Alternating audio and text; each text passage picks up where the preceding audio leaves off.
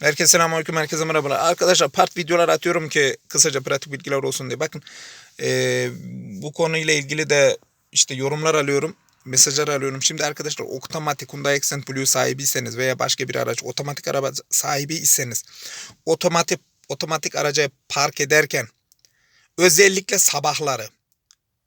sabahları ilk yürürken tak diye bir ses alıyorsanız veya küt diye bir ses alıyorsanız kesinlikle ısınınca veya gün içerisinde herhangi bir ses almıyorsunuz. Sabahları soğukken bir ses alıyorsunuz. İlk yürürken küt diye bir ses alıyor. Bir daha ses duymuyorsunuz. Otomatik araba kullanıcıları. Bu park modunu acayip derecede, yani şu an otomatik araç olmadığı için direkt gösteremeyeceğim ama çok basit bir park modülü var. Yani arabanızı park ederken dikkat etmeniz gereken bir durum var. Otomatik araba sahipleri buna mutlaka dikkat etmesi gerekiyor. Şimdi arkadaşlar arabanız yokuş aşağı düzde, genelde buna çok nadir denk gelebilirsiniz. Düzde bakın, arabayı eğer askıya almadıysanız. Şimdi işte P modül park modülü, işte N modülü hani boştaki hali, bir driver hani D'yi alıyorsunuz ya, bir de R'yi alıyorsunuz geri. Şimdi arabayı park edeceksiniz. Otomatik araç sahipleri park ederken şu hatayı yapmayın. Yani onu bir bırakmanız gerekiyor. Arabayı İlk önce hani durdunuz ya, parka alıp şimdi parka itiyorsunuz. Cart diye el frenini çekiyorsunuz. Araba park dişlisi orada arabanın bütün yükünü karşılıyor. Bunu bir bırakmanız gerekiyor arkadaşlar. Otomatik hangi araba olursa olsun. Parkta arabanın yükünü arabanın bütün tekerlere, şanzımana verip, yani park dişlisine verip arabayı stop etmeyi bir bırakın.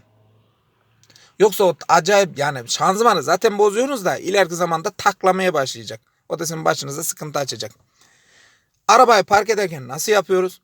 Arabanın bütün yükünü şu el frenine bir veriyorsunuz, tamam mı? Cartlamaya bir veriyorsunuz. El frenine verdiniz mi yükü? Ondan sonra ayağınız tabii ki frende, yani otomatik bahsetmeye gerek yok. Bunu hani otomatik kullanıcılar zaten biliyorsunuz. Her zaman arabanın yükünü el frenine veriyorsunuz. Sonra arabayı parka alacaksınız ya, parka alıyorsunuz ya. İlk önce şu el frenini kullanmayı otomatik sahipleri bir öğrenmesi gerekiyor. Ya da ise şanzımanları, bu DCT şanzıman olur veya tork konvertörlü veya başka DSG, bütün hani farklı araçlarda da olabilir. Arabanın yükünü hiçbir zaman şu park dişlisine carta vermeyin. Verirseniz ilk kalkışlarda araba eğer askıda kaldıysa, park dişlisi orada sıkıştıysa, aradaysa, tamam mı, tak diye bir taklamayla kalkabilir. Aklınızın bir köşesinde bulun.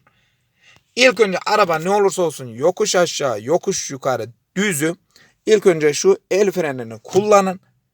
Araba yani gidemezsin, ne ileri gitsin ne geri gelsin, askıda olmasın.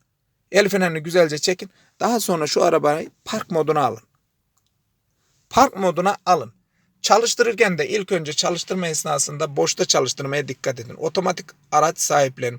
Hani birçok kişi bir şey olmaz, park dişlisi o arabayı bilen, mühendis bilen yapmadı mı veya onu yapmayacaktı da niye böyle oldu, niye? O terimlere hiç girmeyin arkadaşlar.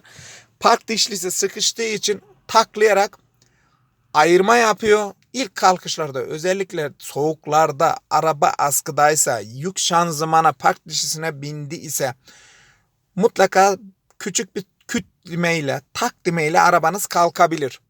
Buna dikkat eden otomatik kullanıcılar buna dikkat etmesi gerekiyor arkadaşlar.